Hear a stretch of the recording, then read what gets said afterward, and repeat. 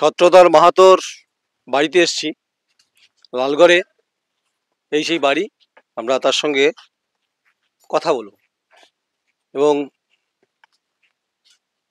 জীবনযাপনের অনেকটা পাল্টেছে, তাই ছত্রধরদা সঙ্গে দেখা করার জন্য সুদূর কলকাতা থেকে এসেছি। আমি নয়ন রায়, বাকি ভেতরে কথা হবে, আপনার সঙ্গে থাকুন। কংসাবতী নদী পেরিয়ে এলাম, অনেক এখানকার উন্নয়ন কি হয়েছে, রাস্তাঘাট আমরা দেখছি, রাস্তাঘাট তো চকচকে হয়েছে, জীবনযাত্রা পাল্টেছে এখানকার মানুষের, সব নিয়ে কথা বলবো। যেহেতু আমরা সারা বাংলায় ঘুরি, আমি নয়ন রায় দা কোয়েরি, আমার দুই চিত্র সাংবাদিক রয়েছে, ঐন্দ্রিলা ব্যানার্জি, একদিকে সমীর দফাদার, আর সাক্ষী থাকছি ছত্রধর মাহাতো, তিনি এখন তৃণমূল কংগ্রেসের রাজ্যের পদে রয়েছেন। আমরা একদম ডেভেলপমেন্ট নিয়ে কথা, আমরা অধিকারের প্রশ্নে সরকারের ভূমিকা নিয়ে আলোচনা করার চেষ্টা করব। এটা আমাদের কাছে অত্যন্ত গুরুত্বপূর্ণ, তার ইন্টারভিউটা আমাদের কাছে। তো অত্যন্ত বিজি শিডিউল তার, কিন্তু একসময় যে পরিবেশ ছিল সেই পরিবেশ আজ শান্ত হয়েছে। সেই পরিবেশের আর সেই সোদা মাটির গন্ধে আর কোনো বেরোট নেই, এখন পরিবেশ একদম শান্ত। তার ভূমিকা রয়েছে অবশ্যই ছত্রধরদার ভূমিকা এত গুরুত্বপূর্ণ যে আমরা তার কাছে ভেতরে আসি নাকি। তো নামটা শুনেছেন তো, নামটাতে অনেকে বাংলার যারা দর্শক তারা সবাই চেনেন, মানে এই নয় যে আমি নতুন দেখছি ছত্রধর মাহাতোকে চেনে না এমন কেউ বাংলায় নেই। একটা দারুণ পাঞ্জাবি পড়েছে কিন্তু, হ্যাঁ, বেশ সবুজ পাঞ্জাবি, দেখতেও ভালো লাগছে, চেহারাটা পাল্টে গেছে একটু। সেই ছত্রধর মাহাতো আজকে ছত্রধর মাহাতো, হ্যাঁ একই আছে, পাল্টে যায়নি কিছু। তো ও পাল্টেছে কিনা সেটা ওই বলতে পারবে। ছত্রধর মাহাতো তার বসত বাড়িতে চলে এসেছি, বেশ রোদ পড়েছে, ধান উঠছে। প্রথমে স্বাগত অভিনন্দন, অনেক লড়াইয়ের সাক্ষী ছত্রধর মাহাতো। আমার সৌভাগ্য আপনার সঙ্গে কথা বলা। সেদিনকার ইতিহাস আজকে আমি আলোচনা করতে আসিনি, এসেছি অধিকারের প্রশ্নে লড়াইয়ের, মানুষের যে কাজকর্মের ক্ষেত্রে। আপনি এখন তৃণমূল কংগ্রেসের দায়িত্ব রয়েছেন, সামগ্রিক কি অবস্থা? সামগ্রিক বলতে গেলে যে 2011-র আগে যা পরিস্থিতি ছিল তার থেকে আমূল পরিবর্তন হয়েছে। এটা লালগড় বা যেটা যে অংশটা পিছিয়ে পড়া অংশ ছিল, অর্থাৎ বেলপাহাড়ি বলুন বা রায়পুর বলুন, বাঁকুড়া লাইন বলুন, রাস্তাঘাটের অবস্থাও আমূল পরিবর্তন হয়েছে, যেটা মানুষের কল্পনার বাইরে। কাজেই কেন উন্নয়নের প্রশ্নে কোনো প্রশ্ন নাই ঠিকই, কিন্তু তথাপি তো মানুষের পরিবর্তনশীল, মানুষও পরিবর্তনশীল। সেই জায়গা থেকে যে আমরা সব কিছুই পেয়ে গেছি এটা নয়, আছে এখনো মানুষের অধিকারের প্রশ্নে নিশ্চয়ই এখনো অনেক কিছুই আছে যারা প্রাপ্য সম্মানটুকু পায়নি, অনেকেই আছেন। পার্টি চেষ্টা করছে বা সরকার চেষ্টা করছে তাদের প্রাপ্য সম্মান যাতে তারা পায় তার ব্যবস্থা করার, এবং আমরাও সেখানে সহযোগিতা করছি। বিভিন্ন সময় আমাদের নেতৃত্বের কাছে গিয়েও আমরা এসব ব্যাপারটা বলি। সব থেকে বড় জিনিস, আজকে ঝাড়গ্রাম জেলা একটা আলাদা জেলা পেয়েছে। ঝাড়গ্রাম এই অরণ্য সম্পদকে সামনে রেখেই তাদের সমৃদ্ধি। একটা টাইম ছিল 11-র আগে যেখানে এখানের মানুষ না খেয়ে মারা যেত, সেটা ইতিহাস। আজ খাদ্যের অভাব নাই, খাদ্য বাসস্থানও আস্তে আস্তে হচ্ছে। যদিও কেন্দ্রীয় সরকারের যে আবাস যোজনা আপাতত বন্ধ আছে, কিন্তু রাজ্য সরকার নিজ উদ্যোগে সে আবাস যোজনার কাজ শুরু হয়েছে। একটা ফেজ হয়ে গেছে, আরো নতুন করে আসছে শুনছি। আর সেই জায়গা থেকে মানুষের অভাবটা অনেকটা মিটেছে। স্বাস্থ্যের ক্ষেত্রে পরিকাঠামো গড়ে উঠেছে ঠিকই, কিন্তু এখনো পর্যন্ত পর্যাপ্ত ডাক্তারবাবু বা ওষুধ সাপ্লাই এগুলোর কিছু কিছু বিভিন্ন সময় শোনা যায় ত্রুটি আছে। তা সেগুলোর ক্ষেত্রে এখনো মানে স্বাস্থ্য বা শিক্ষার ক্ষেত্রেও এখনো পর্যন্ত কিছু কিছু ঘাটতি আছে। পরিকাঠামো আছে, কিন্তু শিক্ষকের অভাব আছে, ডাক্তারের অভাব আছে। নার্সের অভাব আছে, এগুলো আছে। হয়তো আস্তে আস্তে এগুলো পূরণ হবে, আশা করে এই এলাকার মানুষ। আর সার্বিকতার কথা বলতে গেলে এখানে বেশিরভাগ মানুষ এই চাষবাসে ব্যস্ত এবং ক্ষেত মজুর, এই দুটোকে নিয়ে এবং বনজ সম্পদ এগুলোকে নিয়ে তাদের এখানে রুজি রোজগার। সেই জায়গা থেকে কৃষকদের দুর্দশা আমি বলবো আছে। কেন আছে? না, সারের কালোবাজারি এবং ফড়েদের যে আপনার এই ধরনের যে ধান উঠছে এই সময় ফড়েরা তারা তাদের মতো করে চাষির কাছ থেকে মানে মহাজনী ব্যবস্থা লালগড়ে আছে। আছে, এটা অস্বীকার করার নয়, আছে। কারণ হ্যাঁ। আমরা দেখেছি হুম। এখানে কৃষি মান্ডি হয়েছে, কৃষি মান্ডিতে সমস্ত চাষি যারা, বিশেষ করে যারা অন্তত ভাগ চাষি, তাদের হয়তো কিষাণ ক্রেডিট কার্ড নাই বা তাদের নামে হয়তো তেমন কিছু জমি নাই, কিন্তু তারা ভাগ চাষি।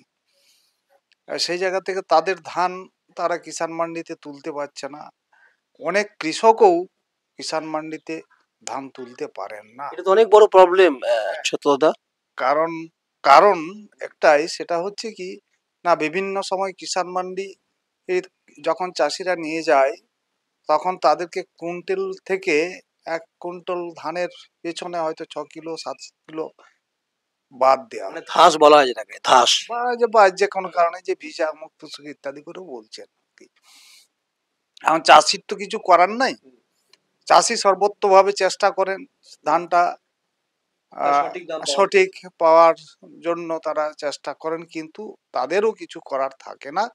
যেহেতু মহাজনীর ব্যাপারটা আছে, সার বীজ ইত্যাদির ক্ষেত্রে অনেক সময় তাদের ধার দেনা থাকে মহাজনদের কাছে, তাদেরকে দিতে বাধ্য হয়। আরেকটা আরেকটা মানে অভিযোগ ওঠে এখানকার মহাজনী বা ফোরে যাতে বলছেন আপনারা, যেখানে আপনাদের মুখ্যমন্ত্রী মনিটরিং কমিটি গঠন করেছে জেলা স্তরে, তাহলে তাদের ভূমিকা কি? যে কৃষকের করুণ কান্না, ধানের দাম না পাওয়া এবং তাদেরকে ঠিকভাবে পৌঁছে দেওয়ার ক্ষেত্রে যে ব্যবস্থাপনা, তা মনিটরিং কমিটিটা এখানে করছেটা কি, কাজ কি? না, এটা সেটাই। আজকে আমাদের মাননীয় মুখ্যমন্ত্রী শুধু এই মনিটরিং নয়, উনি অনেক কিছুই করেছেন হুম। যাতে করে এখানের মানুষের কোনো রকম অসুবিধা না ঘটে। কিন্তু আখেরে দেখা গেছে সেখানে তৃণমূল স্তরে সেরকম তাদের কোনো ভূমিকা নাই। আজকে সারের দাম কোনো চাষিকে যদি জিজ্ঞেস করেন, দেখবেন যান সে চাষিরা, বিভিন্ন চাষি বিভিন্ন ধরনের দাম বলছেন। তার মানে যে চাষিকে যেভাবে মানে ঘাড় মুড়েছে সেইভাবে তারা এটাই করছে, দেখা গেছে। ছোট দাদা, বামফ্রন্ট যখন ছিল 34 বছর, তারপর তৃণমূল কংগ্রেস 11 থেকে 25, তাহলে কৃষক এবং প্রান্তিক স্তরে এবং শ্রমজীবী মেহনতি পরিবার, তারা তো সেই আচ্ছন্নে অন্ধকারেই তারা থেকে যাচ্ছে, এটা তো বাস্তব। অন্ধকারে থেকে যাচ্ছে বলে সার্বিকভাবে তাদের যেটা সার্বিক উন্নয়ন সেটা তো তারাও ভোগ করছে। ব্যক্তিগতভাবে যেমন কৃষকের ক্ষেত্রে, মজুরের ক্ষেত্রে এগুলোতে সমস্যা আছে, ওটা অস্বীকার করার নাই।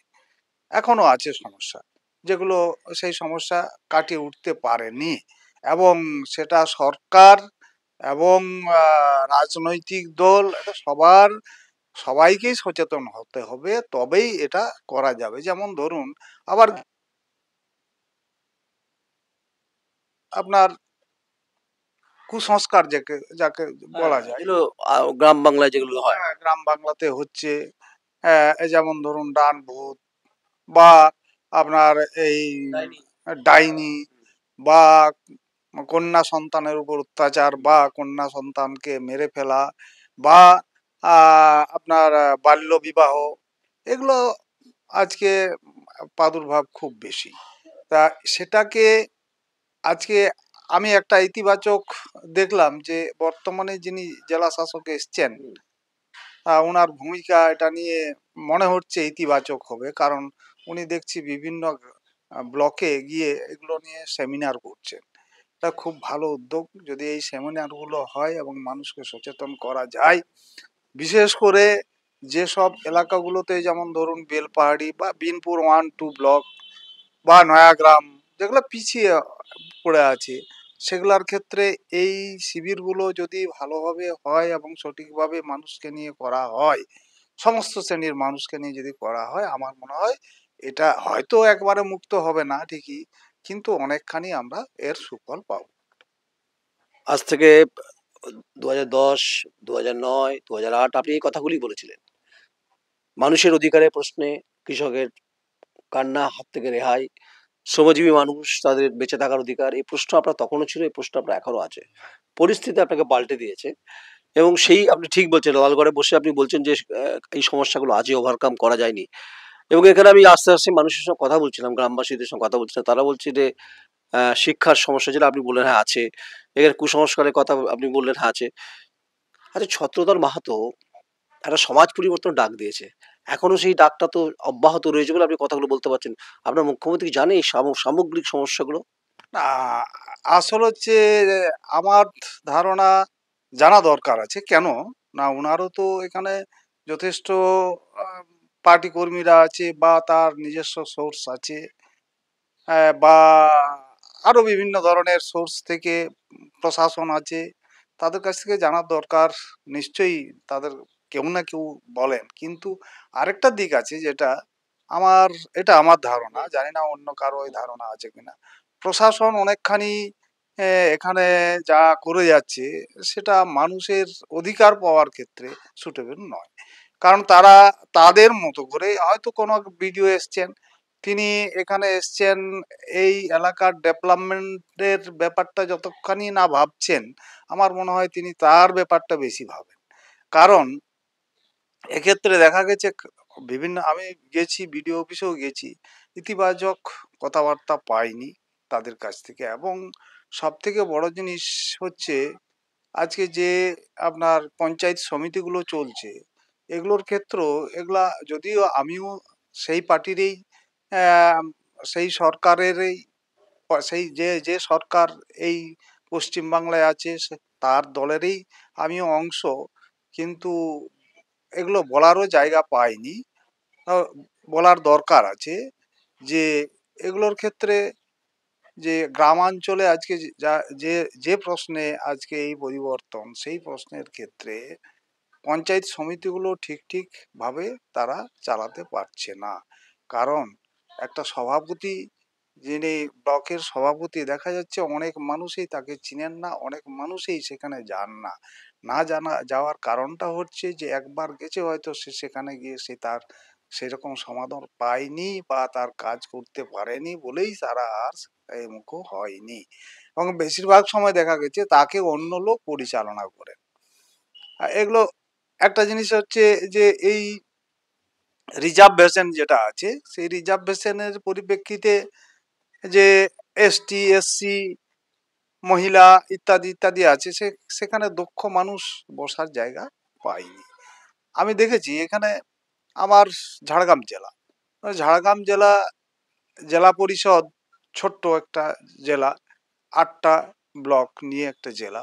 সেখানে আমাদের যা উন্নয়নের ক্ষেত্রে এবং সেখানে আবার মনিটরিং করার জন্য আবার দুজনকে এখানে অ্যাপয়েন্টমেন্টও দেওয়া আছে, যাতে করে এই জেলার উন্নয়নটা সঠিকভাবে হয়। কিন্তু দেখা গেছে কাজের কাজ ঠিক একটা এগোতে পারেনি। এগুলো কিছু ত্রুটি আছে। আর একটা সব থেকে বড় প্রশ্ন, আমাদের নতুন জেলা পেতে পারি, কিন্তু আমরা এখনো স্বাধিকারের প্রশ্নে মানে সেই অধিকার আমরা পাইনি। কারণ এখানে কোনো সমস্যা হলে দেখা যায় হয় পাশের জেলা পশ্চিম মেদিনীপুর থেকে তাকে টেকেল করা হয়, বা অন্যান্য জায়গা থেকে টেকেল করা হয়, বা কলকাতা থেকে সরাসরি টেকেল করা হয়। এখানকার মানুষকে স্বনির্ভর করার যে একটা, আমার মনে হয় এটা ত্রুটি আছে। যেটার জন্যই আন্দোলন সংগঠিত হয়েছিল, ছত্রধর মাহাতো তার ঘটনা সাক্ষী। প্রশাসনিক যে মানে ব্যবস্থা, তারা সুবিচার না করা আর পুলিশের দমনপীড়ন নীতির জন্য লালগড়ের ইতিহাস সবার জানা আছে। সেই যদি ইতিহাসে পুনরাবৃত্তি হয় ছত্রধর দা, যে প্রশাসনিকভাবে মানে বিডিও যে পোস্টে আছেন বা পঞ্চায়েত সমিতি সভাপতি, তারা নিজেদের কথাই ভাবছেন, মানুষের কথা ভাবছেন, এখানে গ্রামের গরিব পিছলে বর্গের মানুষ এখানে রয়েছে, তাহলে সমস্যার সমাধান তো হলো না। হ্যাঁ, কিন্তু একটা ইতিবাচক যেটা হচ্ছে যে প্রশাসনের মধ্যে পুলিশ পুলিশ প্রশাসন আজকে সাধারণ মানুষের সাথে মিশতে পেরেছে, সাধারণ মানুষকে কদর দেয়, সাধারণ মানুষ কোনো সমস্যায় পড়লে পর সেটা গিয়ে থানাতে উঠতে পারে এবং সেখানে তারা এফআইআরটা করতে পারে। আগে যেটা 2011-র আগে যেটা ছিল না। এরপর তার বিচারের ক্ষেত্রে সে কোর্ট দেখবে কি হবে না হবে সেটা পরের প্রশ্নে, পরের প্রশ্ন আছে। তা এটার ক্ষেত্রে যে যাতে করে এই যে পঞ্চায়েত সমিতিগুলো যেভাবে চলছে এগুলো কুক্ষিগত করা হয়েছে। কুক্ষিগত বলতে মানে এখানে একটা শ্রেণীর হাতে শাসক দলের হ্যাঁ পয়সা চলে গেছে বলছেন। হ্যাঁ একটা শ্রেণী সেটাকে বিভিন্নভাবে নিজেরা নিজেদের মতো ব্যবহার করছে এবং এটা বারবার সরকার বা যে সরকার যে দল চালাচ্ছে সেই দলের নেতা নেত্রীরাও বারবার বলছেন যে এগুলো আমরা বরদাস্ত করব না, এগুলোকে দূরে রেখে আমাদের নীতি। সেই জায়গায় দেখা যাচ্ছে সেগুলো এই বিশেষ করে পিছিয়ে পড়া অংশ জঙ্গলমহল যেটাকে বলা হচ্ছে সেই জঙ্গলমহলের এলাকায় কিন্তু এটা আছে। ছত্রধর মাহাতোর সঙ্গে তো ডাইরেক্ট মুখ্যমন্ত্রী মমতা বন্দ্যোপাধ্যায় কানেকশন। তো মুখ্যমন্ত্রী মমতা বন্দ্যোপাধ্যায়কে ছত্রধর মাহাতো কি ফোন করে বলে না যে এই দিদি এই সমস্ত ঘটনাগুলো এখানে ঘটছে? না, এখন বর্তমানে আমি কিছু ওনার কাছে কিছু খবর পাঠানোর চেষ্টা করেছি, জানি না উনি পেয়েছেন কিনা, কিন্তু ফোনে কোনো রকম যোগাযোগ নাই বা ওনার ফোন নাম্বারও আমি জানি না। কারণ আমি বেরিয়েছি, বেরিয়ে কলকাতাতে আমার প্রায় ধরুন 1.5 বছরের বেশি ছিলাম, যা কিছু শর্ত সাপেক্ষে আমার বেলটা হয়েছিল, পরবর্তী পর্যায়ে কেসটা খারিজ হয়। এটা নভেম্বর। কিন্তু দুর্ভাগ্যবশত পার্টি বা কেউ আমার কাছ থেকে সেরকম কোনো খবরাখবর নেয়নি। জানি না পার্টির কোন পদে আছেন আপনি? আপনার পার্টির পদ বলতে আমাকে রাজ্য সম্পাদক করে রেখেছেন, তা এইটুকু, এর বেশি আর কিছু না। মানে বঞ্চনার অবহেলার করুণ কান্না আপনার মধ্যে আছে। হ্যাঁ অবশ্যই, এটা তো অস্বীকার করার নাই, ওগুলো আছে। কিন্তু এমন একটা মানে এখন যা পরিস্থিতি সেই জায়গা থেকে, আর সব থেকে আমার ধারণা যা আজকে জঙ্গলমহল বলুন বা জঙ্গলমহলের বাইরে হয়তো কিছু আছে, কিন্তু জঙ্গলমহলে বিকল্প কোনো সংগঠন নাই, যার জন্য হয়তো এটা এই অবস্থায় হচ্ছে। আজকে ধরুন এসআইআর হচ্ছে, এসআইআর ক্ষেত্রে আমাদের পার্টির নির্দেশ আছে যে প্রত্যেকটা বুথে বুথে প্রত্যেক বুথে একজন করে বিএলআর 2 দেওয়া আছে, বিএলআর বিএলআর দেওয়া আছে, কিন্তু তার আগে দেখা যাচ্ছে যে বিএলআর আসছে তার সাথে কোনো বিএলআর পার্টির তরফ থেকে কেউ না, না বিজেপির, না সিপিএম এর, না কংগ্রেসের, না তৃণমূল কংগ্রেসের। তা জানি না কেন তারা সহযোগিতা করছেন না। কারণ আজকে ধরুন হয়ে যাচ্ছে প্রায় 20 তারিখ, 19 তারিখ, তো সেই জায়গা থেকে এখনো পর্যন্ত যা পরিস্থিতি তাতে করে ফর্মটা বিলি হয়েছে, কিন্তু সেই ফর্ম এখনো পর্যন্ত ফিল আপ হয়ে যায়নি। অনেক মানুষই আছে তারা ফিল আপ করতেও জানে না। ছেলের ঘরে না মেয়ের ঘরে? না, এটা ছেলের, ছোট ছেলের ছেলে। মানে দাদু, আমার দুটোই মানে ছেলে। দাদু ছত্রধর মাহাতো। হ্যাঁ আমি এখন দাদু ছত্রধর মাহাতো। আচ্ছা, নাতি নাতনি দুই আছে। দুই আছে, নাতি নাতনি নিয়ে আছেন, সুখে আছেন কিনা বলতে পারবো না। তিনি বললেন আমি 1 বছর এখানে থাকছি, বাকি যা যা হলো শুনলেন তো আপনারা। আমি আশা করবো আমার এই সংবাদ নবান্নের 14তলা পর্যন্ত পৌঁছে যাক। লালগড়ের ছত্রধর মাহাতো যে কথা বলছেন সে কথা আগেও বলেছিলেন, 2010, 2009, 2008, 7 একই কথা 25-এ বলছেন। প্রশাসনের ভূমিকা নিয়ে প্রশ্ন উঠছে, আমি বলছি না। তাই সরকারের ভূমিকা নিয়েও প্রশ্ন তুলে দিচ্ছেন এখানকার মানুষ, এবং ছত্রধর মাহাতো তিনি চান, এবং এখানকার বিএল এর ভূমিকা পলিটিক্যালি সে অর্থে নেই, শাসক দলের নেই। ক্ষুধারণ্যে পূর্ণিমার চাঁদ যেন ঝলসানো রুটি, লালগড়েও আছে। আপনারা সবাই সঙ্গে থাকবেন, কমেন্টস করবেন। অন্তত এই বাস্তব অভিজ্ঞতার নিরিখে যা বললেন ছত্রধর মাহাতো, তৃণমূল কংগ্রেসের রাজ্যের সাধারণ সম্পাদক, শুধু পদরাই আছে, বাকি কিছু পায়নি। এটাই হাকিকাত, এটাই বাস্তব।